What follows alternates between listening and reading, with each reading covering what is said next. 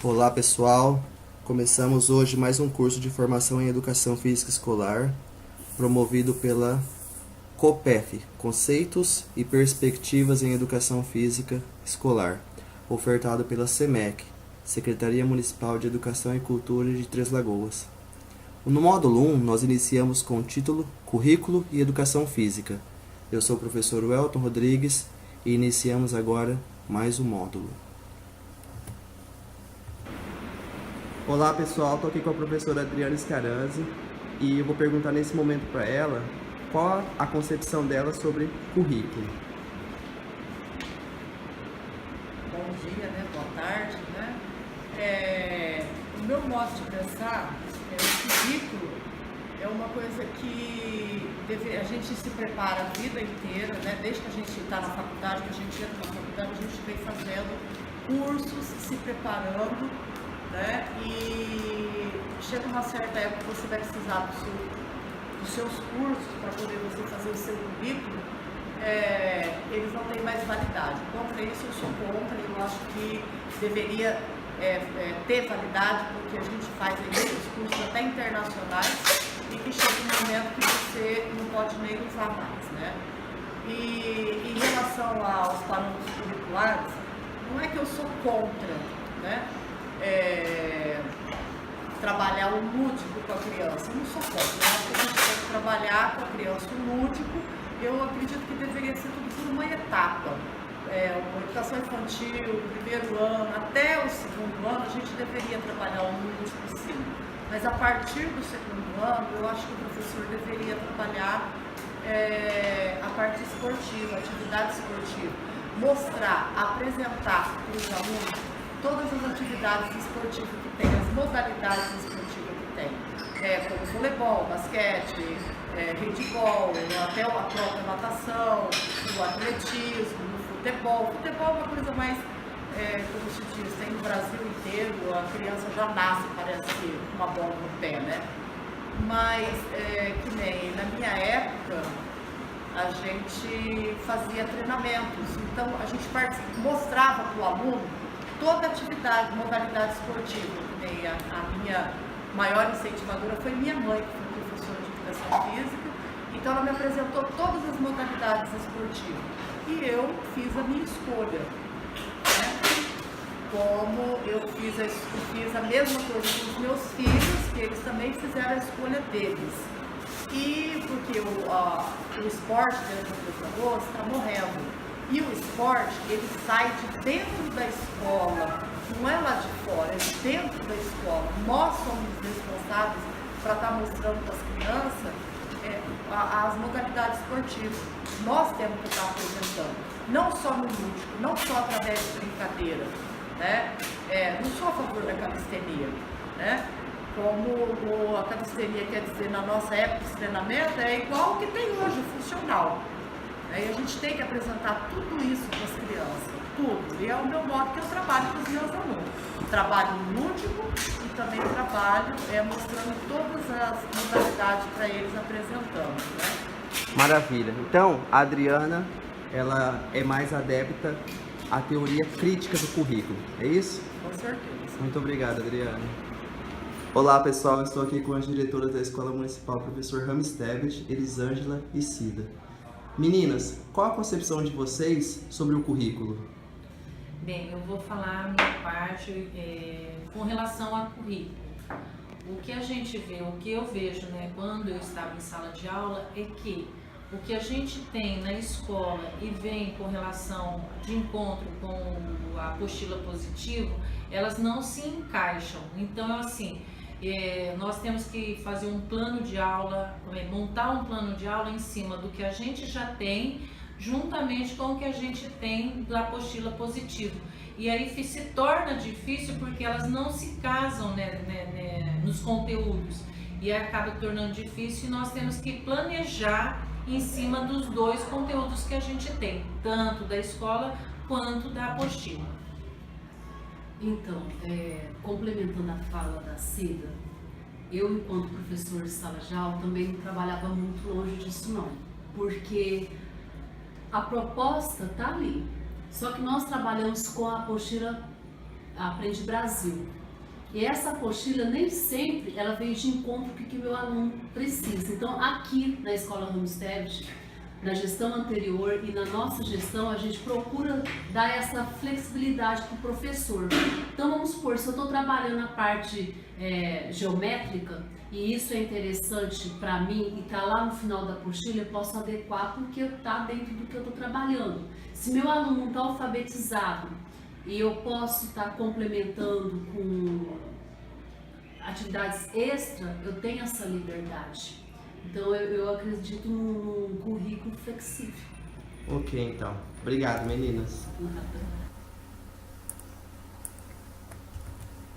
Após a contribuição das professoras sobre a concepção delas de currículo, nós iniciamos etimologicamente com a palavra currículo, que quer dizer curriculum. É uma expressão latina significando pista ou circuito atlético. Tinha ressonâncias similares com ordem como sequência e ordem como estrutura, segundo Hamilton. E Gimeno Sacristan, ele frisa que o termo vem da palavra latina currere, referindo-se à carreira, um percurso a ser atingido. Enquanto a escolaridade é um caminho de curso, o currículo é considerado seu recheio, seu conteúdo e guia que levam ao progresso do sujeito pela escolaridade. Gimeno Sacristan também menciona que o debate sobre o que ensinar centrou-se na tradição anglo-saxã e o currículo, neste momento, foi entendido considerando os fins e conteúdos do ensino, ampliando-se seu conceito posteriormente. Salienta também a existência na história do pensamento científico curricular de uma corrente dominante que dividiu os temas, conteúdos do ensino, sobre o currículo da instrução, ação para desenvolver os temas por meio de atividades práticas.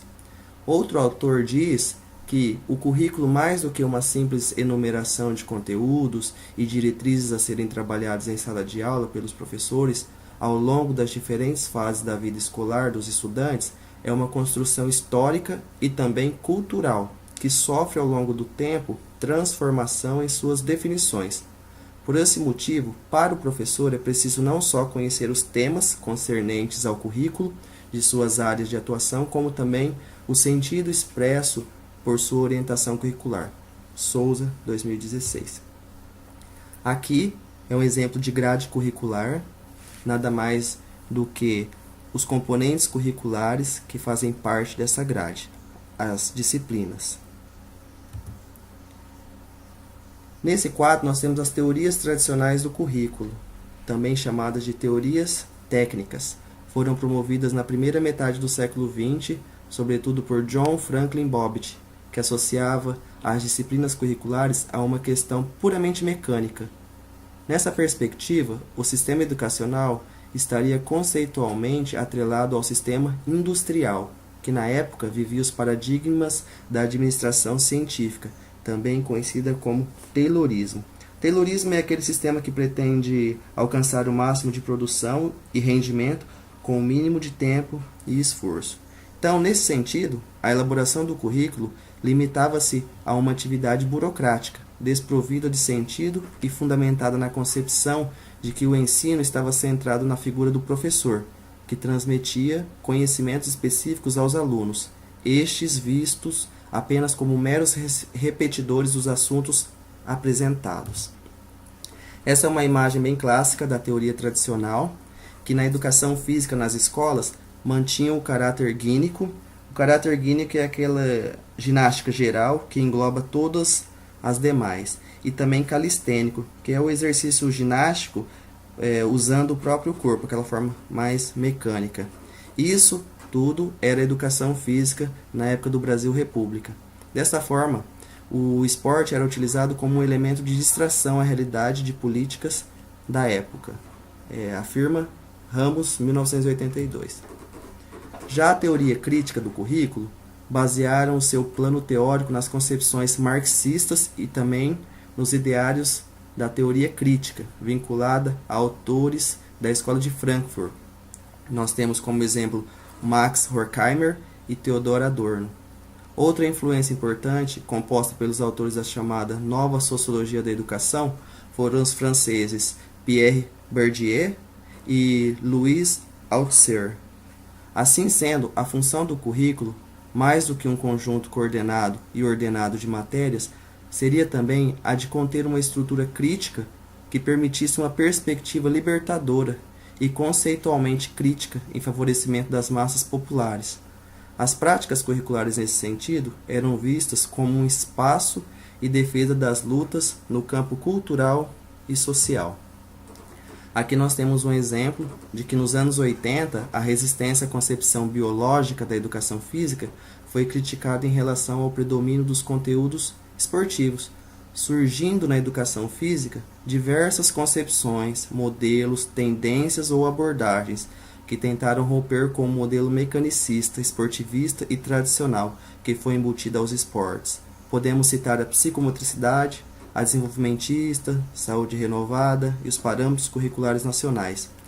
Essa teoria nada mais é do que a educação física tentando romper aquela tendência de currículo tradicional e se emancipar com uma outra roupagem, dando uma outra forma, um outro sentido à educação física daquela época. A teoria pós-crítica do currículo emergiram a partir das décadas de 70 e 80, partindo do princípio da fenomenologia, que são os fatos e fenômenos estudados, e do pós-estruturalismo, que é contra a estrutura atual, é contra o tradicional, é o que vem depois daquela estrutura tradicional e crítica. E dos ideais multiculturais. Então a teoria pós-crítica ela vem contra toda aquela formação de teoria crítica e teoria tradicional, trazendo uma nova roupagem, trazendo um novo estudo, trazendo o multiculturalismo. Assim, com as trocas críticas, a perspectiva pós-crítica criticou duramente as teorias tradicionais, mas elevaram as suas condições para além da questão das classes sociais. As classes sociais eram tratadas na teoria crítica. Assim, a sua função era de se adaptar ao contexto específico dos estudantes para que o aluno compreendesse nos costumes e práticas do outro uma relação de diversidade e respeito.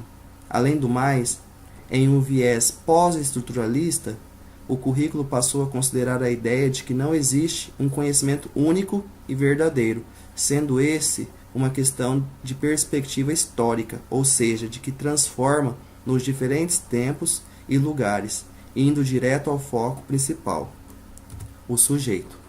Então, no ano de 1996, com a reformulação dos PCNs, os Parâmetros Curriculares Nacionais, é ressaltada a importância da articulação da educação física entre o aprender a fazer, o saber por que está fazendo e como relacionar-se nesse saber. É uma referência de Brasil, 1997. De forma geral, os parâmetros curriculares nacionais, eles trazem as diferentes dimensões dos conteúdos e propõem um relacionamento com grandes problemas da sociedade brasileira, sendo, no entanto, perder de vista o seu papel de integrar o cidadão na esfera da cultura local. Essa teoria pós-crítica dentro da educação física é o que nós vivenciamos hoje em dia. É o professor estar atento às várias dimensões locais, culturais e sociais e tentar englobar esse conhecimento nas suas práticas com o seu educando, formando-o de forma integral. O que é a LDB, Lei de Diretrizes e Bases da Educação Brasileira, 9.394, do ano de 96, diz sobre o currículo e a educação física. Ela estabelece as diretrizes e bases da educação nacional. No seu artigo 26, os currículos da educação infantil, do ensino fundamental e do ensino médio devem ter base nacional comum a ser complementada em cada sistema de ensino e em cada estabelecimento escolar, por uma parte diversificada, exigida pelas características regionais e locais da sociedade, da cultura, da economia e dos educandos. No seu parágrafo 3º, a educação física ela integra a proposta pedagógica da escola, é componente curricular obrigatório da educação básica, sendo sua prática facultativa nos casos de aluno, no inciso 1, que cumpra jornada de trabalho igual ou superior a 6 horas, Inciso 2. Maior de 30 anos de idade. Então, essas são as condições para que o aluno cumpra a educação física ofertada pela educação básica. Currículo e educação física. A princípio, a educação física, quando inserida no currículo escolar, era tida como um componente para a prática da ginástica, com a finalidade de deixar o corpo saudável. Após muitas reformas na própria ideia de educação física, atualmente ela é uma disciplina complexa que deve ao mesmo tempo trabalhar as suas próprias especificidades e se interrelacionar com os componentes curriculares. Souza, 2016. Segundo os parâmetros curriculares nacionais, um documento oficial do Ministério da Educação, a educação física na escola deve ser constituída por 3 blocos. O primeiro bloco, jogos, ginásticas, esportes e lutas, que compreende as atividades como ginástica artística, ginástica rítmica, voleibol, basquetebol, salto em altura, natação, capoeira e o judô. O segundo bloco abrange atividades relacionadas à expressão corporal, como a dança, por exemplo. Já o terceiro bloco compõe ensinar ao aluno conhecimentos básicos sobre o próprio corpo, que se estendem desde a noção estrutural anatômica até a reflexão sobre as diferentes culturas lidam com esses instrumentos. Segundo o documento, essas são as 3 partes que se relacionam entre si e podem ou não ser trabalhadas em uma mesma aula. O foco aqui é para que o professor de educação física ele não confunda conteúdo com metodologia. Um exemplo que nós podemos usar é no bloco 1, o conteúdo de jogos, ginásticas, esportes e lutas. Então, durante a elaboração do seu plano de aula, o professor, ao escolher esse primeiro bloco, ele tem que destacar no seu planejamento qual é o conteúdo dentro desse bloco que ele vai trabalhar. Um exemplo, jogos. O conteúdo de jogos é muito amplo, então ele pode especificar esse conteúdo, usar como conteúdo a ser direcionado nas aulas o jogo de salão, jogos competitivos, jogos de construção, jogos cooperativos, é um exemplo. E na sua metodologia, ele vai descrever como ele vai trabalhar esse conteúdo.